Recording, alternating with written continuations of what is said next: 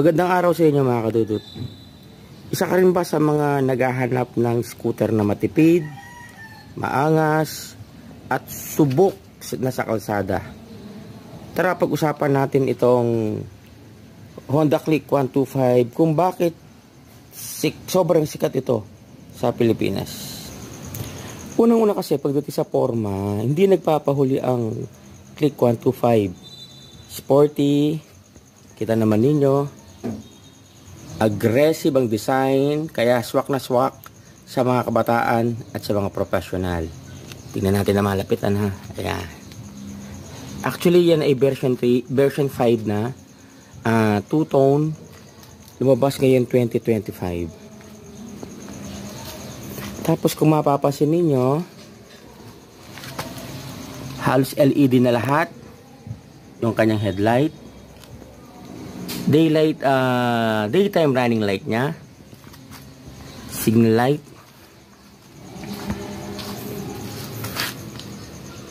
maging ang kanyang stoplight. O nga naman sa 125 na mga nakasabayan niya, isa kasi si Honda Click na mapagmamalaki natin na under category niya ng 125, naka liquid cooled na. So isa ito sa mga panghatak ni Honda sa mga consumer o sa mga mamimili kung bakit mas madami ang pumipili ngayon kay Honda Click 125. Kasi sa mga kasaba niyang scooter type, yung iba hindi naman kasi naka liquid cooled, air cooled lang yung iba, yung iba nga minsan wala.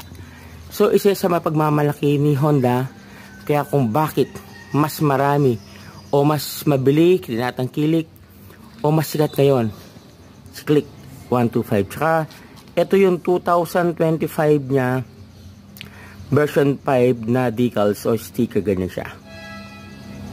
Yan, two-tone yung tawag nila dyan mga katutut.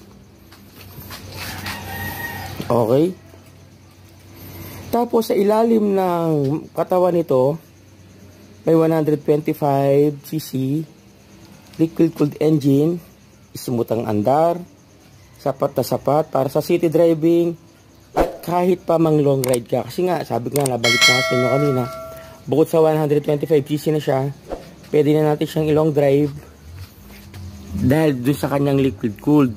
Kaya kung gusto natin, minsan napipigilan tayong mag long drive kasi nga inaalala natin baka mag overheat.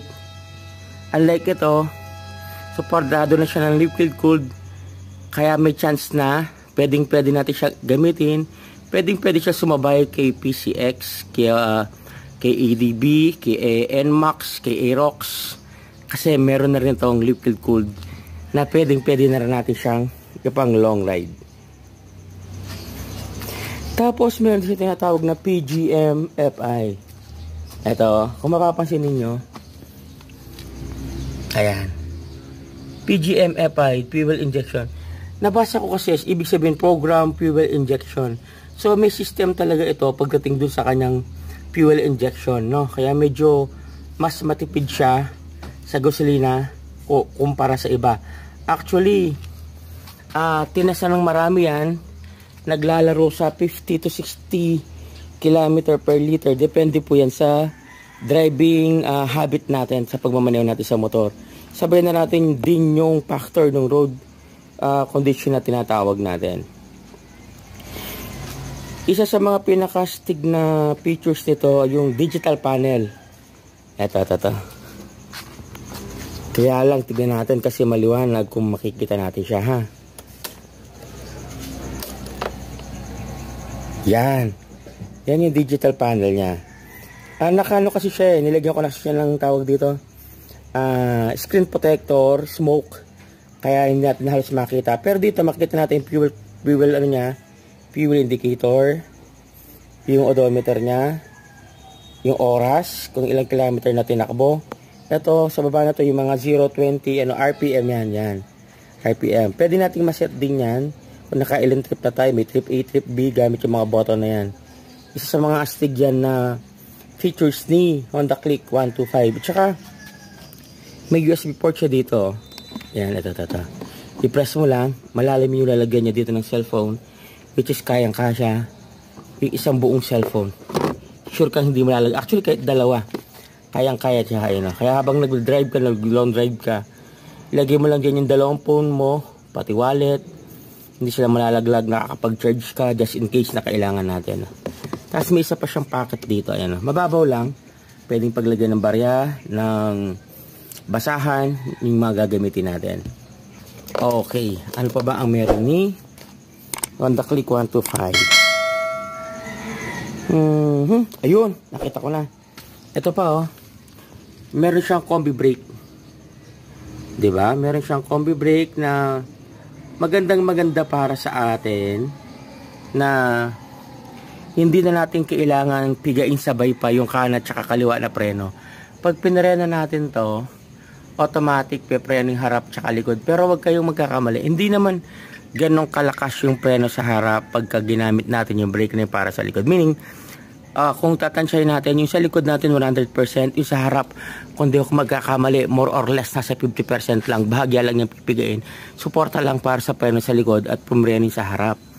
Tapos, meron din siyang tinatawag na ISS.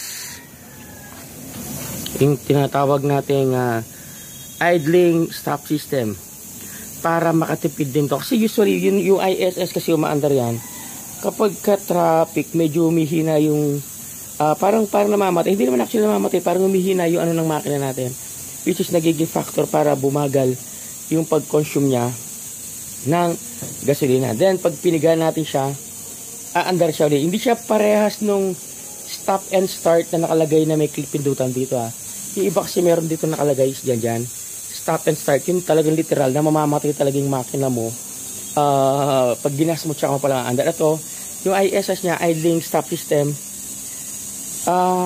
maandar pa rin siya, dilig mo pa rin, pero hindi siya ganun kalakas na parang napakababa ng minor niya, na parang makalesen siya ng consumption ng gasolina. Yun yung magiging trabaho ni ISS na meron din si Honda Click 125. And then ginamit ko na rin naman siya para sa akin na 5.7, hindi siya ganun kataas, pati ground clearance niya sakto-sakto lang, kabigatan normal lang para sa height ko. Siguro doon sa mga medyo mababa pa ang height, pwede pa rin kasi nagagawa ng paraan.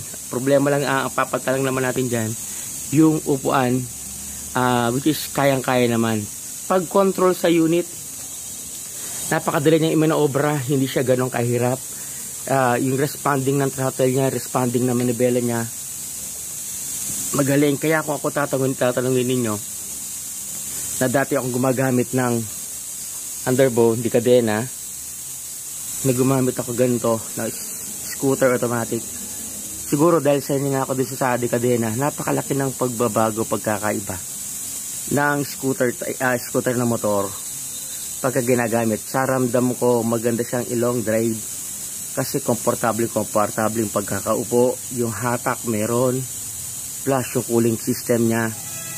Palagay ko, yung gusto natin na mag long drive tayo, kakayanin na natin, no? Makakapagbiyahe na tayo mga kadudot. Yan. And then, ano pa ba yung may masasabi natin sa motor na yan? Presyo. Kung presyo ang pag-uusapan, kasi may mga pagkakaiba sa presyo yan Kung di ako magkakamali dati, yung nauna dito, 80,400. Tapos sumunod, yung version 5, nasa 84 to 85, parang ganyan. Kasi ito, nasa 85 to 84,900 yan. Yan, tutong na yan. Yan, base yan, nagkakaiba yan kung saan kayong province o lugar na doon.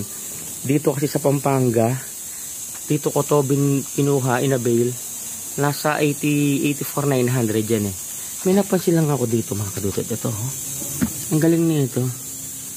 Para siyang kala ko mat siya Ano yan, design din niya dito sa side flaring siya Okay, napansin ko lang. So, tapos eto pa, ang nagustuhan ko pa kay Honda Click 125, yung kung gusto mo siyang pagandahin, aftermarket, yung mga parts na pampaganda sa kanya, available. Like, tignan nyo, nakabitay agad na rubber matting, yung cover ng ating shock sa likod, tapos extension ng fender, yung tie hugger na tinatawag nila, Tapos nakabili din ako ng protection para dito sa signal light natin sa likod. Tapos yun nga, nabili ko ng screen protector tong ating dashboard natin. Kaya lang, ang point ko lang dito, hindi ko lang po sinabi sa inyo bilhin nyo lahat yan. Ang point ko lang kasi dito, kung gusto natin siyang pagandahin, may mabibili tayo mga parts sa aftermarket na madaling mahanapan. Plus, yung part niya mismo madaling hanapin dahil nga Honda nga yan. Pangalawa, ang purpose naman niya kaya natin binili hindi lang para pagandahin. Kasi kagaya nito, kung wala kasi to, madali itong tamaan, madali siya masira. Ayan na. Okay, ito naman binili natin yan, hindi lang pampapogi. So safety na rin, parang shock natin, maiwasan madamihan o maputikan lagi, nagiging dahilan para humina yung performance niya, agad siya masira. Tapos ito din, itong tire hugger natin, iiwasan kasi natin na pagka tag-ulan na, kagaya ngayon, tag-ulan na, lahat ng putik, lahat ng basa, pwede siyang pumasok doon sa ating makina sa loob. Which is yun yung pinaki-ingatan natin para hindi magka-problema yung motor natin. So, in-invest na natin yan. Hindi naman para gumanda lang, para din sa safety ng ating motor. Kaya kung kaya naman ninyo, maganda naman. Kung hindi naman natin siya ino-endorse na dapat din ninyong bilhin. Pero sa akin, sabi ko nga, prevention is better than cure. So, ibig sabihin, i-prevent na natin mangyari kasi doon sa pagagawa natin pag nangyari na. So, yun lang. Sa akin, overall, natutuwa ako kasi may bago na akong gagamitin. Siguro naman sa pagkakataon na to, masusubukan ko na mag long drive. Malalayo ko na siya. Makakapag-travel na tayo. Ngayon mga kadudot, ganito lang. Kung hanggang saan man aabot yung video na to, pa-comment na lang sa baba para malaman ko kung hanggang saan dito sa Pilipinas umabot yung video natin na to na nakapanood. So wala muna tayong pag-uusapan tungkol sa matipid ba, malakas ba, mabilis ba. Wala muna. So ang ipinakita ko pa lang sa inyo yung actual appearance ng unit kasi marami na rin naman nag-review eh.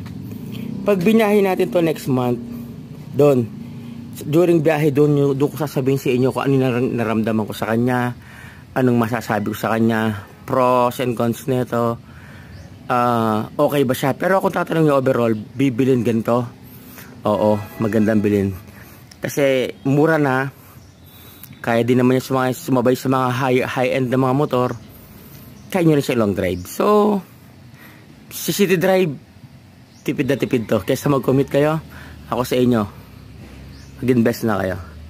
So kung nagustuhan po ninyo yung video natin, huwag po natin kalimutan i-like, i-share, mag-subscribe para sa ibang motorcycle reviews, sa mga motovlog content natin, at laging tandaan, ride safe at ingat lagi mga kadudot.